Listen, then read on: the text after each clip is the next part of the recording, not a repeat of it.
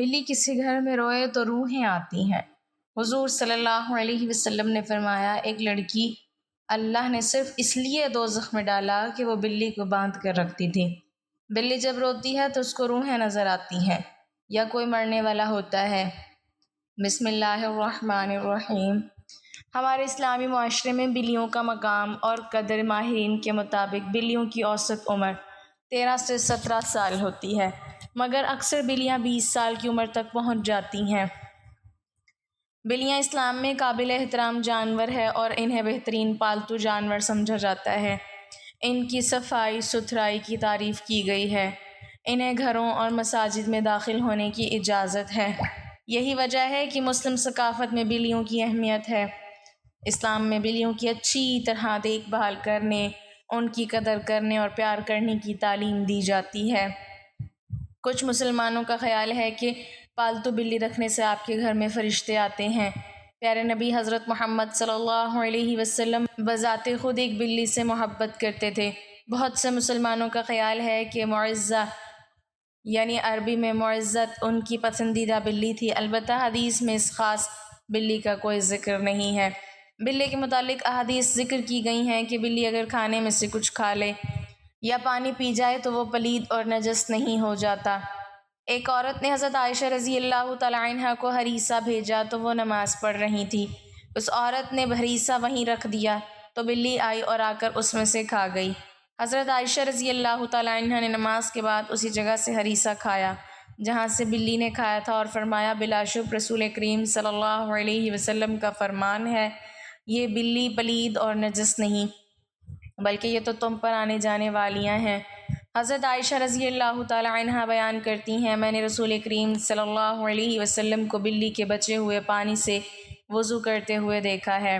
اسی طرح ایک اور روایت میں کشبہ بنت کعب بن مالک جو ابو قتادہ کی بہو ہیں، وہ بیان کرتی ہیں کہ ابو قتادہ رضی اللہ تعالیٰ عنہ ہمارے گھر آئے تو میں نے ان کے وضو کے لیے پانی برتن میں ڈالا تو بلی آئی اور اس سے پینے لگی تو انہوں نے اس کے لیے برتن ٹیڑھا کر دیا یہاں تک کہ اس نے پانی پی لیا۔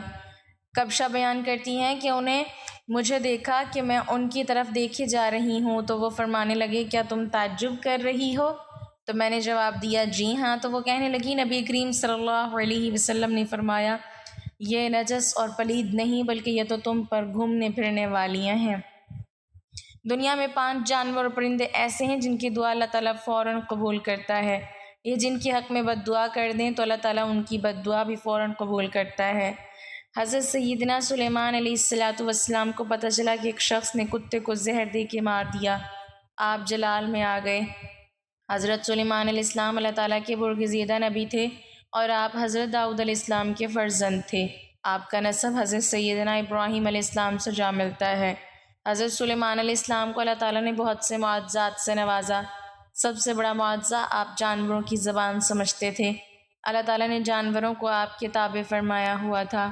جانوروں کو، ہوا کو، شیاطین کو اللہ تعالیٰ نے آپ کے تابع کیا ہوا تھا، اور کمال کی بات یہ تھی کہ آپ جانوروں کی زبان بھی بول لیتے تھے۔ حضرت سلیمان علیہ السلام کو پتہ چلا کہ کسی شخص نے کتے کو زہر دے کر مار دیا۔ حضرت سلیمان علیہ السلام کتے کو مارنے والے شخص کے گھر پہنچے۔ جب اس نے دیکھا کہ شہنشاہ وقت اور نبی میرے گھر میں آیا ہے تو وہ خوشی سے نہال ہو گیا۔ دست ادب کو جوڑ کر عرض گزار ہوا، یا حضرت آپ نے آنے کی زحمت کیوں کی؟ آپ مجھے حکم کر دیتے تو میں سر کے بل آپ کی خدمت میں حاضر ہوتا۔ آنے کی وجہ کیا ہے؟ حضرت سلیمان علیہ السلام نے فرمایا، جلدی کرو، ابھی اور اسی وقت گاؤں والوں کو اکٹھا کرو۔ میں آپ لوگوں سے کچھ کہنا چاہتا ہوں۔ اگر تم میری نصیحتوں پر عمل کرو گے تو تمہاری دنیا بھی سنور جائے گی، تمہاری آخرت بھی سنور جائے گی۔ اگر تم میری نصیحتوں پر عمل نہیں کرو گے تو یاد رکھنا تمہاری نسلیں اجڑ جائیں گی۔ آپ علیہ السلام کے حکم پر سارا کا سارا گاؤں ایک جگہ پہ اکٹھا ہو گیا۔ حضرت سلیمان علیہ السلام نے خطاب فرمایا، آپ نے فرمایا، لوگوں، دنیا میں 5 جانور اور پرندے ایسے رہتے ہیں جن کی دعا اور بد دعا فوراً قبول ہوتی ہے۔ ان کی بد دعا سے بچنا، ان جانوروں کی خدمت کرنا، ان پرندوں کو پانی پلانا، انہیں دانہ ڈالنا، ان سے دعا لینے کی کوشش کرنا۔ میں نے بڑے بڑے متقی پرہیزگار درویشوں کو دیکھا ہے جن کے دن روزوں میں گزرتے ہیں، جن کی ساری رات عبادت میں گزرتی ہے۔ لیکن ان پرندوں اور ان جانوروں سے لی گئی بد دعا نے ان کی تمام عبادات کو ضائع کر دیا۔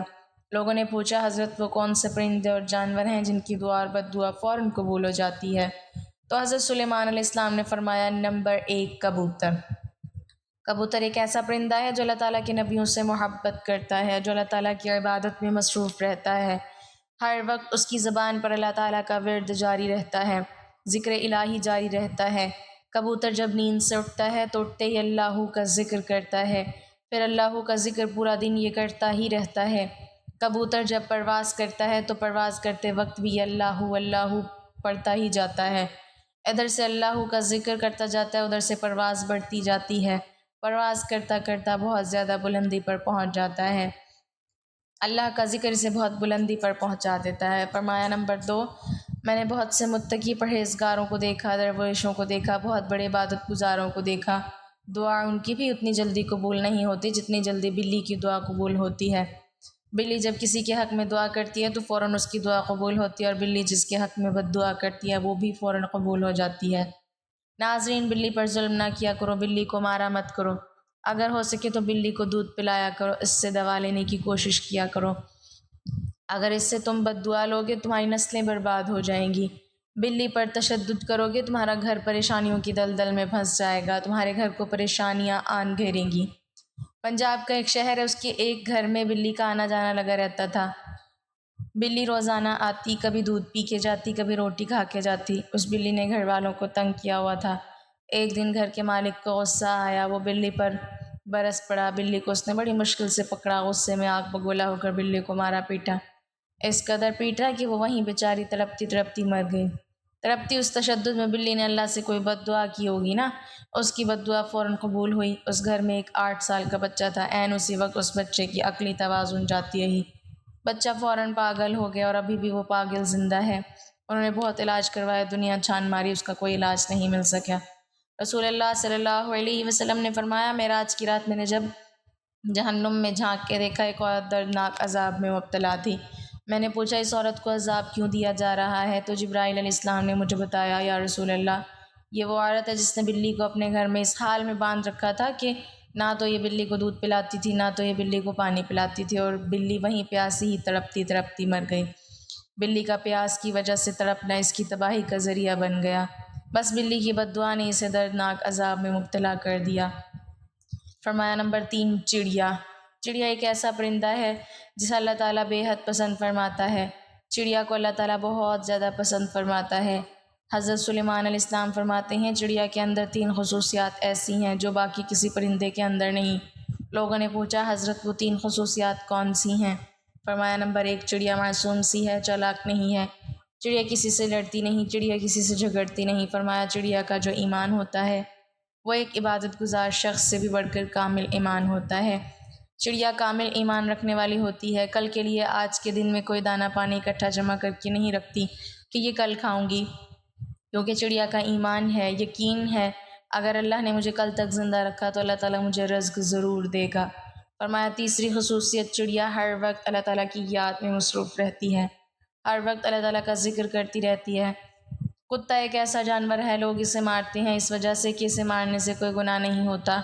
تاریخ کے بہت سے واقعات اس طرح کے پڑے ہیں جنہوں نے کتوں پر ظلم کیا، کتوں کو مارا، کتوں پر ظلم کرنا ان کی تباہی کا ذریعہ بن گیا، کتوں پر کیے ظلم نے ان کو دردناک عذاب میں مبتلا کر دیا، اور جنہوں نے کتوں سے دعائیں لیں، جنہوں نے کتوں پر رحم کیا وہ گناہ گاروں کی بخشش کا ذریعہ بن گیا۔ آپ نے سنا نہیں کہ نبی کریم صلی اللہ علیہ وسلم نے فرمایا ایک گناہ گار عورت تھی، بدکار تھی، ناچنے والی طوائف تھی، طوائف بخشی گئی، مرنے کے بعد سیدھا جنت میں چلی گئی۔ آخر اس نے کون سا ایسا عمل کیا تھا جو اس کی بخشش کا ذریعہ بنا؟ حالانکہ ساری زندگی اس نے ناچتے گزاری، اس نے ایک عمل ایسا کیا جو اس کی بخشش کا ذریعہ بن گیا کہ اس نے ایک پیاس سے کتے کو پانی پلایا۔ اگر انسان کسی پیاس سے انسان کو پانی پلایا اللہ تعالیٰ اس پر کتنا راضی ہو گیا۔ فرمایا نمبر 5 چیونٹی۔ چیونٹی ایک ایسا جانور ہے جو عام سا جانور ہے۔ فرمایا چیونٹی کو پاؤں تلے نہ روندا کرو، اگر تمہیں ان چیونٹیوں کی اہمیت کا پتہ چل جائے تو تم مرتے دم تک کبھی بھی چیونٹیوں کو پیروں تلے نہیں روندو گے۔ اگر تم انہیں روندو گے، اگر یہ غلطی کرو گے تو یاد رکھنا رزق سے ہاتھ دھو بیٹھو گے۔ اگر تمہارے ہاتھ سے کھانے پینے کی کوئی چیز نیچے گر جائے تو اسے چیونٹیوں کے لیے نیچے رہنے دیا کرو، چیونٹیاں کھائیں گی، تمہارے حق میں دعائیں کریں گی، ان کی دعا اللہ تعالیٰ قبول فرمائے گا، اللہ تعالیٰ انہی کی دعاؤں کے صدقے تمہیں رزق وسیع عطا کرے۔ فرمایا سب کچھ کرنا، ان 5 جانوروں اور پرندوں سے بد دعائیں نہ لینا، کوشش کرنا دعائیں لینے کی۔